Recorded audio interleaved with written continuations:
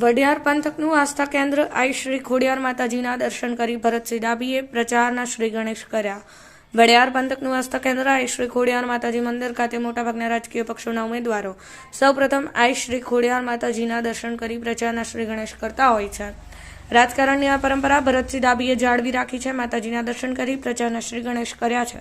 સાથે સમી તાલુકા સંગઠનના નેતાઓ સાથે ચૂંટણી અંગે ચર્ચા કરી હતી. કઈ રીતે પાર્ટી વિજેતા બને તે અંગેના સંગઠનના સૌ આગેવાનો સાથે મળી આયોજન કર્યું હતું. આ પ્રસંગે ભરતસિંહ ડાભીએ જણાવ્યું હતું કે 5 વર્ષમાં મેં કોઈ ખરાબ કાર્ય નથી. મારી આગળ રજૂઆત લઈને આવનાર દરેકના કામ કરવાનું મેં પ્રયત્ન કર્યા છે. સમી તાલુકામાંથી ભારતીય જનતા પાર્ટીને મોટી લીડ મળે તેવી આશા વ્યક્ત કરી હતી. આ પ્રસંગે કોંગ્રેસ પાર્ટીના વર્ષો જૂના કાર્યકર્તા સ્વર્ગસ્થ ગોગાભાઈ વડેરના સુપુત્ર લાલભાઈ કાઠીના પૂર્વ સરપંચ ગોવાભાઈ ચુડાસમા અને દૂધખા ગામના અગ્રણી ઈશ્વરભાઈ રવારી ભાજપમાં જોડાયા હતા.